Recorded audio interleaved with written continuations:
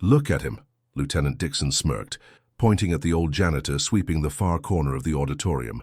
You want to know what happens when you don't make it through SEAL training? The recruits turned, following his finger to where Lawrence Hartwell, 72, quietly pushed his broom across the polished floor, head down. That's your future if you quit, Dixon continued, his voice carrying across the room. Cleaning up after real warriors instead of becoming one. A ripple of nervous laughter spread through the rows of young men in their crisp uniforms. Some shifted uncomfortably, others joined in the mockery more eagerly. Lawrence didn't look up. His weathered hands just tightened slightly around the wooden handle of his broom. The faded tattoo on his forearm, an anchor with a skull, briefly visible as his sleeve rode up. "Hey, old-timer!" Dixon called out, walking toward him. "Tell these men how it feels to watch real SEALs train every day while you mop their floors." Lawrence finally raised his eyes, steel blue, steady, unblinking. "It's honest work, sir," he said quietly, his voice carrying a depth the lieutenants lacked. Dixon's smirk widened. "Honest work for simple men," he announced to the class. "Remember that when you think about ringing that bell." He turned back to the podium, missing how the old man's sleeve had risen further, revealing more of the tattoo's intricate design. But someone else didn't miss it. In the back of the room, Sergeant Malcolm Rivers, a training instructor nearing retirement, leaned forward, his eyes suddenly wide with recognition. The sergeant stared at the faded ink, his breath caught in his throat, because that wasn't just any anchor and skull. That was the original Team 6 insignia, one that hadn't been issued in over 40 years, one that only 12 men in history had ever worn, and 11 of them were dead. His name was Lawrence Alexander Hartwell. But in the mud-soaked jungles of Vietnam, men had called him Ghost, not because he was pale or quiet, though he was both. They called him Ghost because that's what he became when a mission required invisibility. A shadow moving through enemy territory, appearing where no American should possibly be, extracting men who'd been given up for dead. Lawrence Hartwell had been among the first generation of Navy SEALs, before the world even knew such men existed, before movies glorified them, before books detailed their exploits. Back when they operated in absolute secrecy, their missions documented only in classified files that would remain sealed for decades. In November 1968, during the bloodiest phase of the Tet Offensive, Lawrence led a 4-man team 15 miles behind enemy lines to rescue 3 downed airmen. Intelligence said they were already dead. Command called it a suicide mission. Lawrence called it Tuesday. They moved only at night, communicating through hand signals, existing on sips of muddy water and sheer determination. When they found the pilots, starved, injured but alive, in a makeshift prison camp, Lawrence didn't call for extraction. The enemy's anti-aircraft guns made that impossible. Instead, he carried the most severely injured pilot on his back for 11 miles. 11 miles through tripwire-laden jungle. 11 miles with enemy patrols searching for them. 11 miles with a bullet lodged in his own left thigh. All 4 airmen survived. So did Lawrence's team. He had this way about him, remembered James Conroy, one of the rescued pilots, years later in a classified debriefing. Never raised his voice, never seemed scared. Just kept saying, "One more step. That's all you need to think about. Just one more step." Lawrence's official record listed 27 confirmed missions during his 3 tours in Vietnam. His actual number was closer to 60. The discrepancy existed because many operations were too sensitive to document. Extraction of intelligence officers, recovery of nuclear materials, missions that crossed borders the United States officially respected. In 1980, when the elite SEAL Team 6 was being formed, Lawrence was among the first selected. At 38, he was older than most recruits, but his experience was invaluable. The anchor and skull tattoo became their unofficial symbol. 12 men, bound by something deeper than blood. On April 7, 1982, during a classified operation in South America, Lawrence's helicopter was shot down over dense jungle. Search and rescue found the wreckage. They found 7 bodies. They never found Lawrence Hartwell. He was officially declared dead. A memorial was erected at Naval Amphibious Base Coronado. Former teammates left their tridents pressed into the black marble. His name was added to the list of the fallen, but Lawrence Hartwell didn't die that day. He'd been thrown from the helicopter before impact, his body landing in a river that carried him miles downstream. When he regained consciousness, he was in a village so remote it had no electricity, no connection to the outside world. His leg was shattered. His identification was gone. And for the first time in his career, there was no extraction plan. It took him 8 months to recover enough to walk, another 4 to make it to a city. By then, he'd learned the truth. The mission had been compromised. Someone in intelligence had leaked their location, and Lawrence, watching a months-old newspaper detail his own funeral, made a decision. Sometimes the best way to protect those you love is to remain a ghost. Lawrence Hartwell returned to America as David Lawrence, a construction worker with a bad leg and sparse documentation. No military benefits, no recognition, no medals. Just a man with nightmares and skills he could never explain. For decades, he moved through life quietly. Construction sites, maintenance work, night security, jobs where questions weren't asked and silence was an asset. He'd watch the news as SEAL teams became household names, as books and movies turned his brothers into legends, while he fixed leaky pipes and repaired broken windows. He didn't mind, not really.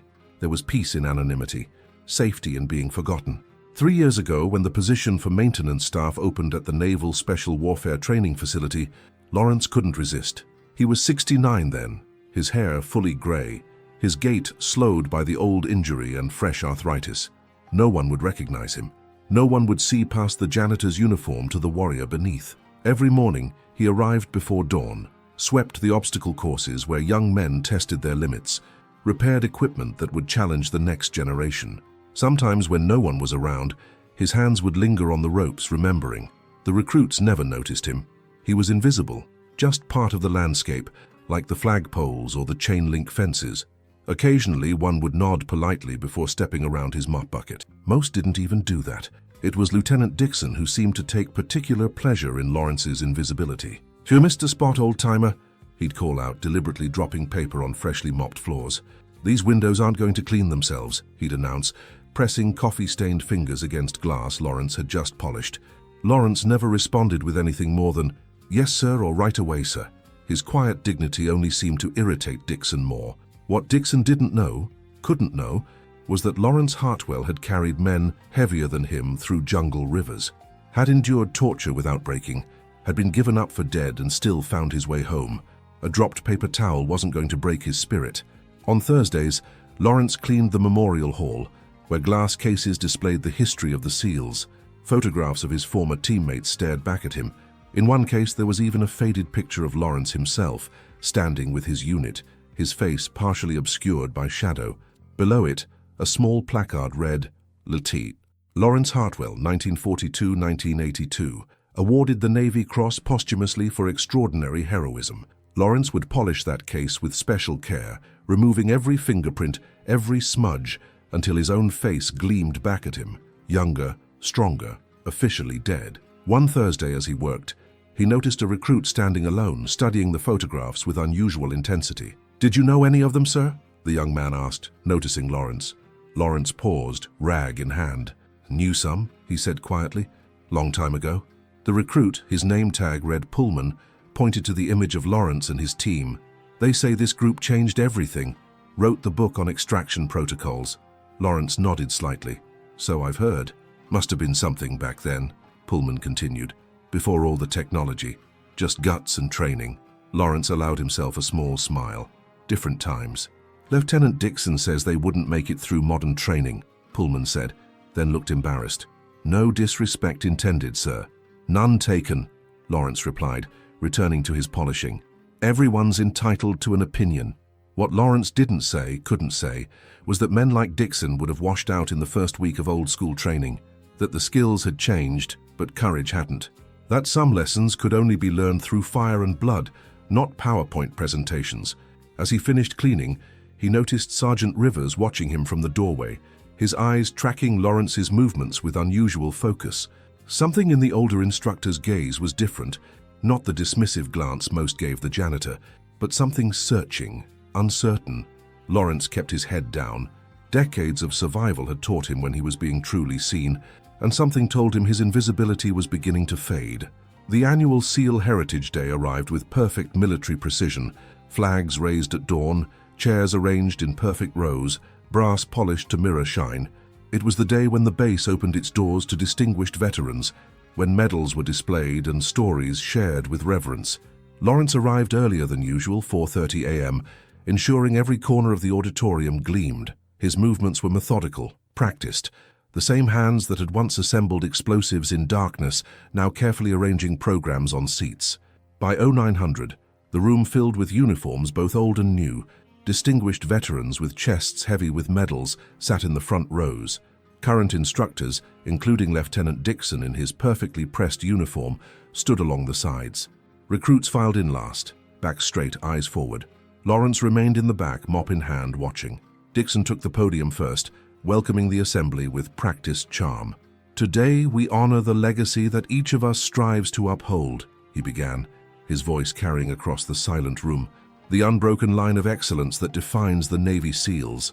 From his position near the back door, Lawrence continued his work, quietly wiping down the water fountain. "The difference between the SEALs of yesterday and today," Dixon continued, gesturing to the older veterans, "is the evolution of warfare itself. What once required brute force now demands precision. What once relied on individual heroics now succeeds through technological superiority." Some of the older veterans shifted in their seats, but remained respectfully silent. "Take extraction protocols, for example," Dixon said, clicking to a PowerPoint slide.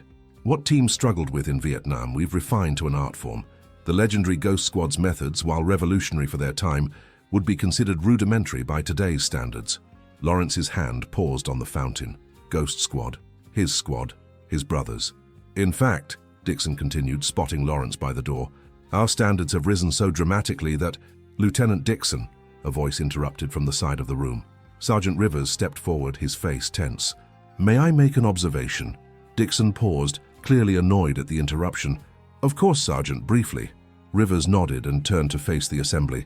"When discussing the Ghost Squad's extraction techniques, it might be worth noting that their manual, which I know Lieutenant Dixon has studied extensively, remains the foundation of our current protocols." Dixon's smile tightened. "A foundation we've significantly improved upon, Sergeant." "Indeed," Rivers agreed, then turned slightly. "And since we're discussing history and evolution, I believe we have a unique opportunity today." He gestured toward the back of the room. "Mr. Hartwell, would you mind joining us for a moment?" The room fell silent. Lawrence froze, mop still in hand. "Mr. Hartwell," Rivers repeated louder this time. "Or would you prefer Lieutenant Hartwell? Or perhaps just Ghost?" A murmur rippled through the veterans in the front row. One elderly man in a wheelchair leaned forward, squinting toward the back. Dixon's face registered confusion, then irritation. "Sergeant Rivers, what are you—" "The janitor," Rivers said, voice clear and steady. "Lawrence Alexander Hartwell, Navy Cross recipient, founding member of SEAL Team 6, author of the extraction protocols we still teach." The room erupted in whispers. All eyes turned toward Lawrence, who stood motionless, his weathered face unreadable. "That's impossible," Dixon scoffed. "Lawrence Hartwell died in 1982. Everyone knows that." The elderly man in the wheelchair suddenly pushed himself forward. "Larry!" he called out, voice cracking with age and emotion. "Larry Hartwell!" Lawrence's grip tightened on his mop handle. After decades of anonymity, of careful invisibility, he felt naked under their collective gaze. His eyes met those of the man in the wheelchair, Commander Joseph Miller, his former CO, now in his 90s. Slowly, deliberately, Lawrence set his mop against the wall. He rolled up his left sleeve, revealing the full tattoo, the anchor and skull that only the original 12 had worn. "Hello, Commander," he said, his voice carrying across the now silent room. "It's been a while." Miller's aged face crumpled. "They told us you were dead." "I was," Lawrence replied simply. "In all the ways that mattered." The base commander, Captain Reynolds, stood from his seat in the front row. "Is this some kind of stunt?" Rivers stepped forward, holding a folder. "No, sir. I've been researching for the past week, ever since I noticed Mr. Hartwell's tattoo. I have confirmation from Naval Intelligence. Fingerprint match. This is Lieutenant Lawrence Hartwell." Captain Reynolds looked stunned. "Why are you working as a janitor, Lieutenant?" Lawrence looked around the room, at the young recruits with their wide eyes, at Dixon's pale face, at his old commander weeping silently in his wheelchair. "Because the floors don't care who I used to be," he said simply, "and neither should anyone else. And if you value what true service means, what sacrifice without recognition looks like, maybe there's a reason you're hearing this story now." The silence in the auditorium was absolute. Not the silence of an empty room, but the heavy, reverent silence that falls when history steps into the present, unexpected, undeniable, and utterly transformative. Captain Reynolds recovered first. With deliberate steps, he walked down from the stage, crossed the center aisle and approached Lawrence. "Lieutenant Hartwell," he said, voice steady but somehow different, humbled. "On behalf of this command and the men present, I extend our profound apologies for failing to recognize you." Lawrence nodded once, the gesture small but dignified. His eyes remained calm, neither seeking vindication nor displaying resentment. Dixon stood frozen at the podium, knuckles white against the wooden edge. His earlier swagger had drained away, replaced by the dawning realization of his grave miscalculation. Joseph Miller, the elderly commander in his wheelchair, was wheeled forward by a young recruit. Tears streaked his wrinkled face as he extended a trembling hand toward Lawrence. 43 years, Miller said, voice breaking. "We mourned you, son. Had your name carved in marble." Lawrence took the offered hand, his own weathered fingers gentle around the fragile bones of his former commander. "I know, sir. I've polished that marble every Thursday for 3 years." Something like pain flickered across Miller's face. "Why didn't you come back to us?" Lawrence's expression softened slightly. "The mission was compromised, sir. Someone high up. I couldn't know who to trust." Miller nodded in understanding. "The leak. We found him eventually, too late." From the side of the room, Rivers stepped forward, still holding the folder. "Captain, with your permission, there's something else." Reynolds nodded. Rivers opened the folder, revealing yellowed documents stamped declassified in red. These were released last month. Details of Lieutenant Hartwell's final mission, the one he supposedly died on. He looked up. "It confirms what he suspected. The intelligence breach came from within." Lawrence's face remained impassive, but something in his eyes shifted. A question long held finally answered. "There's more," Rivers continued. "The extraction protocol Lieutenant Hartwell developed, the one we still teach, has saved an estimated 347 service members since its implementation." The young recruits in the back rows straightened, their eyes fixed on the old man who just minutes ago had been invisible to them. Captain Reynolds turned to face Lawrence directly. "Lieutenant Hartwell, your Navy Cross and other commendations were presented posthumously. They reside in our memorial hall." He paused. "Would you permit us to formally present them to you, as is your right?" Lawrence looked down at his hands, scarred, calloused, aged by time and labor. Hands that had carried wounded men through jungle rivers, that had diffused bombs with steady precision, that had spent the last 3 years mopping floors and fixing leaky pipes. "With respect, Captain," he said quietly, "I don't need medals to remind me of what happened, and neither do the men who were there." Reynolds nodded, understanding something profound in the refusal. From the podium, Lieutenant Dixon finally found his voice. "Sir," he said, addressing Lawrence directly, his tone stripped of its previous arrogance, "I spoke out of ignorance. My comments were inappropriate." Lawrence studied the younger officer, seeing not just the embarrassment, but something beneath it, a man confronting the distance between his perceptions and reality. "Knowledge comes with time, Lieutenant," Lawrence replied, his voice neither accusatory nor forgiving. "And sometimes the most important lessons are the ones that humble us." Dixon swallowed hard and nodded. Slowly, one by one, the veterans in the front row began to stand. Men in their 70s and 80s, some requiring assistance, rose to their feet. Then the instructors, then the recruits, until the entire auditorium was standing, not in response to an order, but in spontaneous recognition. And then, in perfect unison, every serviceman present raised their right hands in salute. Lawrence didn't return it. He didn't need to. Instead, he walked slowly toward the front of the room past rows of standing men until he reached Joseph Miller's wheelchair. He knelt carefully, his old injury making the movement difficult, until he was eye level with his former commander. "I never stopped being a SEAL, sir," he said, voice low enough that only Miller could hear. "I just found a different way to serve." Miller nodded, tears still tracking down his weathered face. "None of us ever really leave it behind, do we?" "I know, sir," Lawrence agreed. "We just carry it differently." 3 weeks after Heritage Day, Lawrence Hartwell still reported for work at 5 a.m., still carried his mop and bucket through the familiar hallways. But something had shifted, subtle, yet unmistakable, like the change in air pressure before a storm. The recruits no longer passed him without seeing. Now they paused, nodded respectfully, sometimes even stopped to help with a heavy item or difficult task. Not out of pity, but recognition. The invisible man had become undeniably present. Lieutenant Dixon had been reassigned, not as punishment, but at his own request. His parting words to Lawrence had been brief, unadorned. "I've requested field duty in Afghanistan. I need to earn what I've been teaching." Lawrence had simply nodded. No speech needed. Some lessons required distance to fully absorb. On this particular morning, Lawrence found Captain Reynolds waiting by the memorial display, studying the photograph of the ghost squad. "Figured I'd find you here early," Reynolds said as Lawrence approached with his cleaning cart. Lawrence nodded. "Glass doesn't polish itself, sir." "No," Reynolds agreed. "I suppose it doesn't." He paused, turning fully toward the older man. "The Pentagon called yesterday. They're reopening your file, formally rescinding your death in service. There's talk of additional commendations." Lawrence's expression didn't change. "Not necessary, sir. Maybe not for you," Reynolds countered gently. "But for them." He gestured toward the training fields where recruits were already running morning drills. "It matters. Stories matter, Lieutenant. Even the ones we think no one is listening to."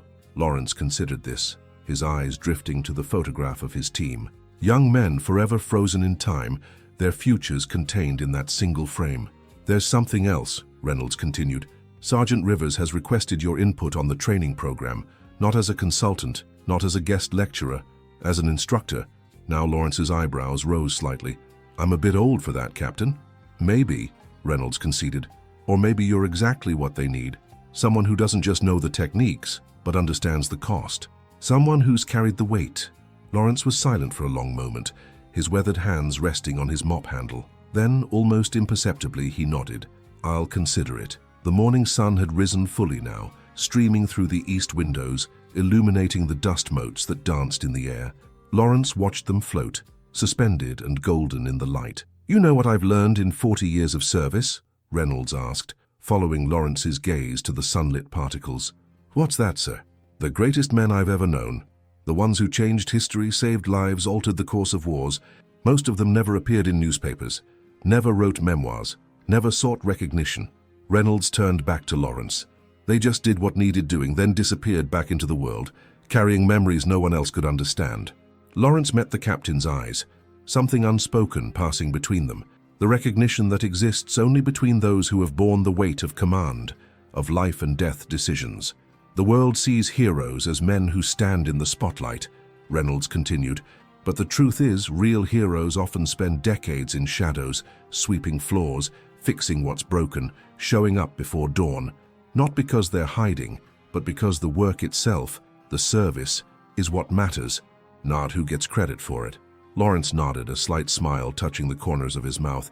"There's honor in clean floors, Captain." "Yes," Reynolds agreed, "there is." He extended his hand. "And there's wisdom in remembering that the old man sweeping them might once have changed the course of history." Lawrence took the offered hand, his grip still firm despite the years. Later that afternoon, as the sun began its descent toward the horizon, Lawrence found himself on the obstacle course, watching recruits struggle through the mud pit.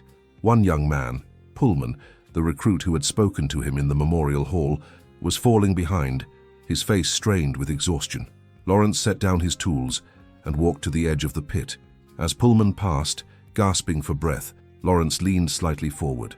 "One more step," he said quietly, the words carrying just far enough. "That's all you need to think about, just one more step." Pullman's head jerked up, recognition flashing in his eyes, then determination. He pushed forward with renewed energy. Lawrence watched him go, then turned back to his work. No fanfare, no speeches, just the quiet certainty of a man who understood that greatness rarely announces itself. It simply shows up day after day, doing what needs to be done. Some men spend their lives seeking recognition. Others spend their lives earning it, whether anyone notices or not. And in the end, it's not the medals that measure a man's worth, but the lives touched, the examples set, the silent integrity that speaks volumes in its steadfast quiet. Before you go, remember this. The old man sweeping your floor might have saved more lives than you'll ever know. The woman driving your bus might have changed laws. The quiet neighbor who never speaks might have altered history. Look closer, see deeper. The greatest heroes walk among us, unannounced and unassuming, carrying histories we can barely imagine. In our darkest moments, kindness still finds a way, often in the quietest places. Not everyone who helps wants recognition. Some just need to know that today, someone isn't going hungry, and sometimes that alone is enough to change a life. You may forget the story, But if no one retells it, history stays silent forever. Subscribe to Humble Stories, where justice is honored, kindness is remembered, and no act of quiet heroism is ever lost.